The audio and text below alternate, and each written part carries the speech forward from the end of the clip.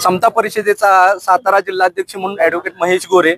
मी आज महाराष्ट्र शासनाला एवढं सांगू इच्छितो की महाराष्ट्र शासनाने हा जो काही जी आर काढलेला आहे, हा जी आर काढताना अखंड महाराष्ट्र आणि अखंड भारतानं पाहिलं की एक उठतो व्यक्ती, मराठा समाजातील एक व्यक्ती उठतो आणि उठून महाराष्ट्र शासनाला दबावाखाली हा जी आर काढायला लावतो आणि गादीवरती बसून अंतरून घेऊन पांघरून घेऊन एक न्यायाधीश आपली यंत्रणा पूर्ण यंत्रणा त्याच्या पायाशी बसून हा जी आर 5 मिनिटांमध्ये 10 मिनिटांमध्ये पुन्हा करेक्शन करायला लावतो।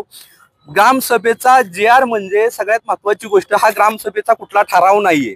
जर महाराष्ट्र शासनाचा आज आम्ही धिक्कार करण्याचा एकमेव उद्दिष्ट एवढंच आहे की जी आर काढत असताना संपूर्ण यंत्रणा जी आहे ती राबवली जाते। महिना 2 महिने 1 वर्ष जी आर काढण्यासाठी लागलं जातं, परंतु जरांगे सारखा व्यक्ती आज उठतो, शासनाला वेठीस धरतो, 10 मिनिटांमध्ये हा जी आर बदलतो। याचा अर्थ ओबीसी समाजानं समजायचा काय? सरकारला वेठीस धरून हा जी आर काढलेला आहे। म्हणून आम्ही सर्व हे जे ओबीसी बांधव आहेत तो ह्या जी आरचा आम्ही जाहीर निषेध करतो। हा जो जी आर आहे हा मूळतः बेकायदेशीर आहे, त्यामुळे तात्काळ महाराष्ट्र शासनाने हा जी आर मागे घ्यावा। आणि सगळ्यात महत्वाची गोष्ट, ओबीसी समाजामध्ये कुठल्याही ओबीसी समाजामध्ये एकूण 374 जाती आहेत आणि आता आणखीन एखादा प्रवर्ग जर त्याच्यामध्ये समाविष्ट करायचा झाला तर ओबीसी आरक्षणाला हा खूप मोठा धक्का आहे। त्यामुळे आमचं ह्या आंदोलनाच्या माध्यमातून एवढंच म्हणणं आहे की मराठा समाजाला आरक्षण द्या, परंतु ते ओबीसी मधून नको।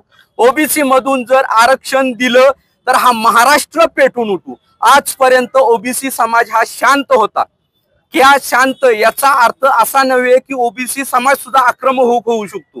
केवळ आणि केवळ महाराष्ट्राची राजधानी मुंबईला वेठीस धरून यांनी हा जी आर काढला, त्याच्यामुळे महाराष्ट्र शासनाने हा तात्काळ जी आर रद्द करावा एवढीच विनंती आहे।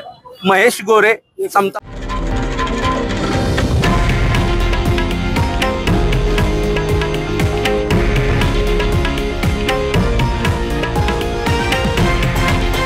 हे आहे देशातील नंबर 1 न्यूज नेटवर्क आणि आपण पाहत आहात TV9 मराठी, एकमेव।